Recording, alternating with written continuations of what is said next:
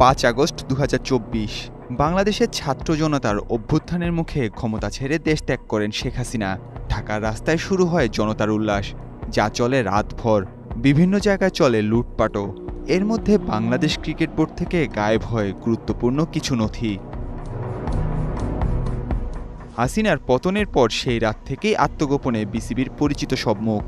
অভিযোগ ওঠে, বোর্ডের একাধিক কর্মকর্তা ও প্রধান নির্বাহী গুরুত্বপূর্ণ সব নথি গায়েব করছেন। সে রাতের সিসিটিভি ক্যামেরার বেশ কিছু ফুটেজ এসেছে নিউজ টাইমের হাতে। তাতে দেখা যায় অজ্ঞাত পরিচয়ে কয়েকজন 5 আগস্ট রাতে ব্যাগে করে বিসিবি কার্যালয় থেকে বেশ কিছু জিনিস সরিয়ে নেন। তাদের পরিচয় নিয়ে বিভ্রান্তিতে পড়েন বোর্ডের নিরাপত্তার দায়িত্বে থাকা ব্যক্তিরা।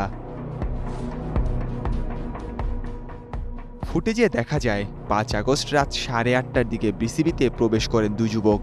মোবাইলের আলো জ্বেলে রাত 9:17 কার্যালয় করিডোর ধরে বেরিয়ে যান তারা। একজনের কাঁধে ছিল ব্যাগ। এরপর রাত 9:40 আরেকজনকে দুটি ব্যাগ নিয়ে লিফট থেকে বের হতে দেখা যায়। বিসিবির কয়েকটি সূত্র নিউজ টাইমকে নিশ্চিত করেছে, ব্যাগেই সরানো হয়েছে অ্যাকাউন্টস ডিপার্টমেন্টের গুরুত্বপূর্ণ কিছু নথি ও অর্থ।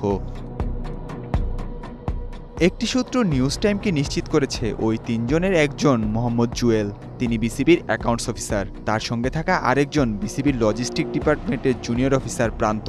তৃতীয় ব্যক্তির পরিচয় কেউ নিশ্চিত করেনি। কার নির্দেশে নথি গায়েব তা নিয়ে রয়েছে ধোঁয়াশা। তবে সন্দেহের তীর বোর্ডের অ্যাকাউন্টস বিভাগের প্রধান মাহবুবা নাম ও ইসমাইল হায়দার মল্লিকের দিকে। তাদের বিরুদ্ধে আর্থিক অনিয়মের অভিযোগ ছিল আগে থেকেই। তবে এখনই নথি গায়েবের কোনো তথ্য সংবাদ মাধ্যমের সামনে আনতে নারাজ বিসিবির প্রধান নির্বাহী কর্মকর্তা নিজামুদ্দিন চৌধুরী সুজন। বিষয়টা আমি আপনাদের মিডিয়াতেই দেখেছি, বাট এই বিষয়টা নিয়ে আসলে কথা বলার এখনো সুযোগ হয়নি, আমরা কথা বলবো। এ ঘটনার তদন্ত নিয়ে প্রশ্নে তিনি দেন দায়সারা উত্তর। আদৌ সেটি হবে কিনা তা নিয়ে রয়ে যায় সংশয়। Nahiyan Arifin, news time, Dhaka.